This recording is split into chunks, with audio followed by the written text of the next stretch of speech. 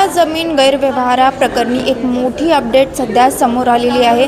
या जमीन घोटाळ्यात ज्यांच्यावर आरोप करण्यात आलेले आहेत, मुख्य आरोपी असे ज्यांना म्हटले जाते त्या शीतल तेजवानी या पुणे पोलीस आयुक्तालयात दाखल झालेल्या आहेत। त्यांचा जबाब नोंदवण्यासाठी त्यांना बोलवण्यात आलं होतं। जवळपास 2 तास होत आलेले आहेत, त्या आतच आहेत आणि त्यांना बसवून ठेवल्याची माहिती सध्या समोर येते।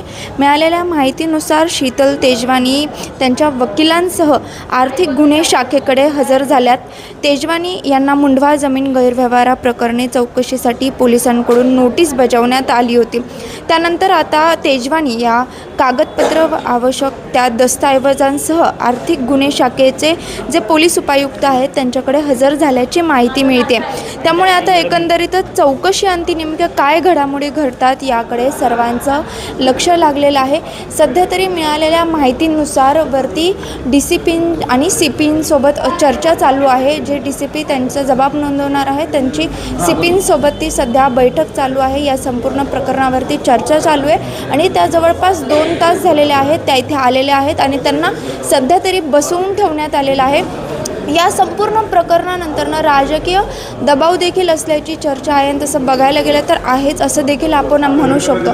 तर दुसरीकडे जे पोलीस आहेत आणि महसूल विभाग आहे त्यांच्यावरती देखील प्रश्न उपस्थित केलेले जात आहेत। त्यांच्या कार्यपद्धतीवरती प्रश्न या सगळ्या प्रकरणावरून उपस्थित केले जात आहेत। त्यामुळे आता खाली जेव्हा बैठक संपेल तेव्हा त्यांची चौकशी होईल, त्यांचा जबाब नोंदवण्यात घेईल।